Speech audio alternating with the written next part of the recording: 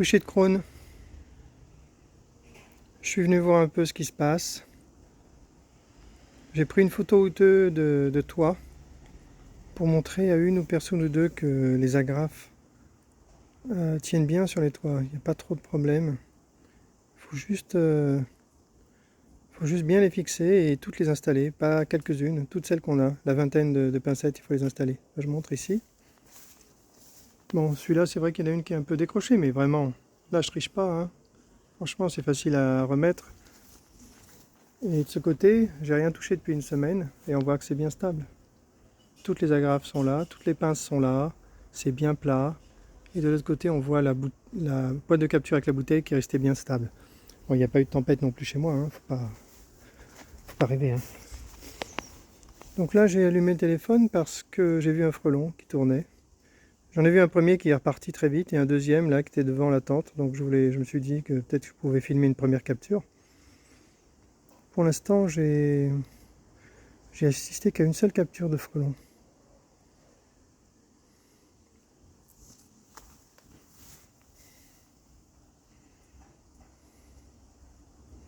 C'est encore trop tôt, je pense qu'il nous faudra encore une semaine ou 10 jours pour voir des frelons régulièrement.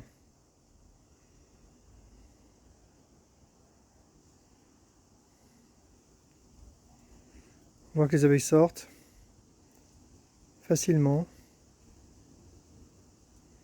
Voilà une nouvelle version de la tente ici qui va se généraliser. C'est expérimental mais on va le généraliser assez vite.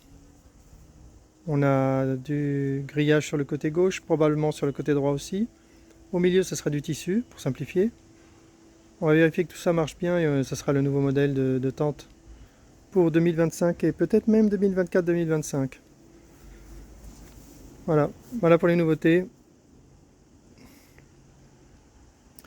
Des utilisateurs m'ont fait des retours en mettant des palettes en dessous de la tente, c'est bien, c'est très bien, c'est économique, c'est très bien. Aussi mettre des cajots en plastique, c'est très bien aussi, c'est parfait.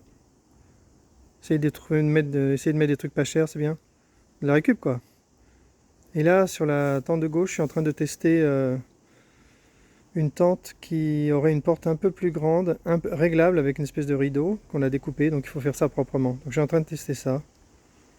Mais par contre, ce sera pour des fabrications futures. Ce sera probablement pas pour 2024 ou 2024-2025, ça c'est pas sûr.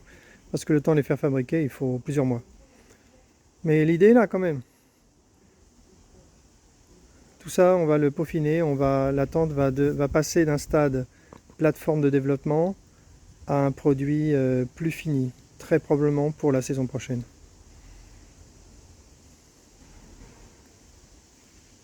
Et une autre idée qui est en train d'émerger, là je donne tous les secrets, hein. La nouvelle idée qui émerge, c'est que on va probablement proposer, on va ajouter une deuxième boîte de capture dans le package et on va proposer à la place de mettre la grosse bouteille de capture, de mettre une deuxième boîte qui cette fois ne sera pas un manchon mais une boîte de capture définitive. Et du coup c'est plus sympa pour les utilisateurs parce que ça évite d'aller chercher à gauche à droite des bouteilles et de les découper. Du coup le système sera plus fiable, moins de place pour la customisation et probablement plus de fiabilité.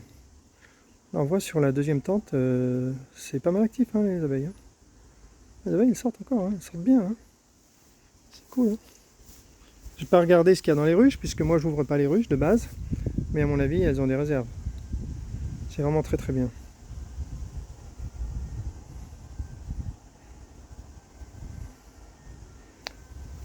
J'ai coupé les saules là, comme on m'a conseillé. Donc, je les ai coupés. J'attends qu'il y ait des racines, une ou deux qui aient des racines seulement.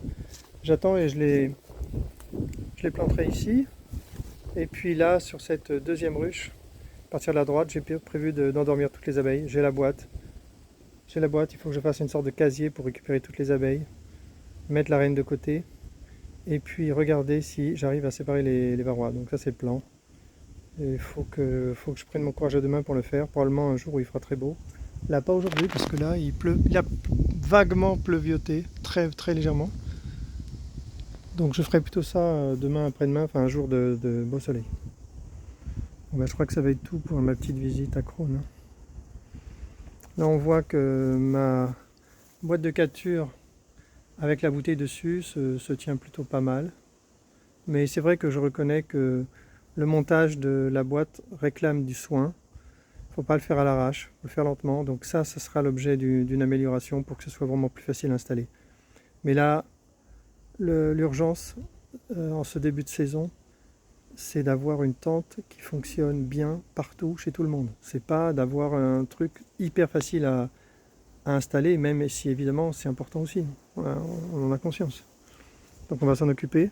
Mais là, vraiment le conseil, c'est d'installer les tentes telles qu'elles sont dans la notice, ne pas customiser, d'attendre les frelons, de poser des questions s'il y a des soucis et de les résoudre ensemble, de consulter les vidéos qui vont arriver.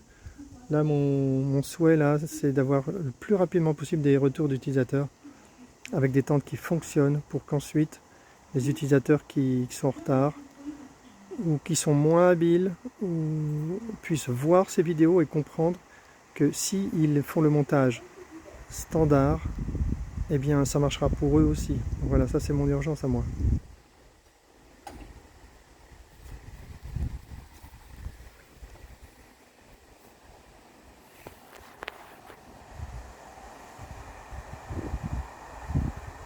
Il y a un petit peu de vent, les tentes tiennent très bien, évidemment, c'est pas du vent très fort. Et sur la gauche, j'ai même pas mis l'étendeur.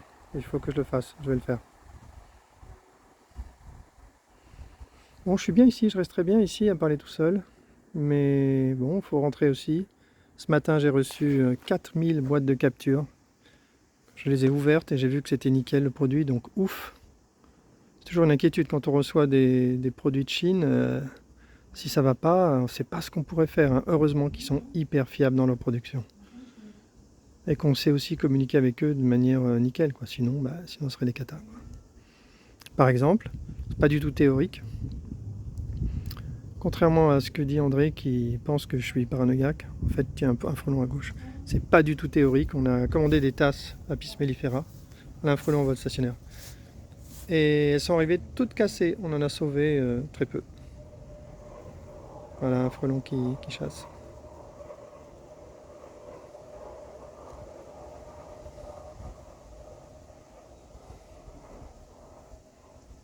Et qui capture, il a capturé. Je vais le taper là, il est là, je vais le taper. Ah, je l'ai eu.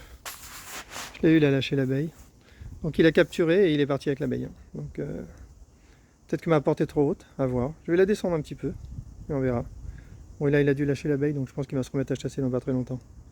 Allez, ça va être fin de la vidéo. Je vais descendre un petit peu ma porte là pour voir. Fin de la vidéo à Cône.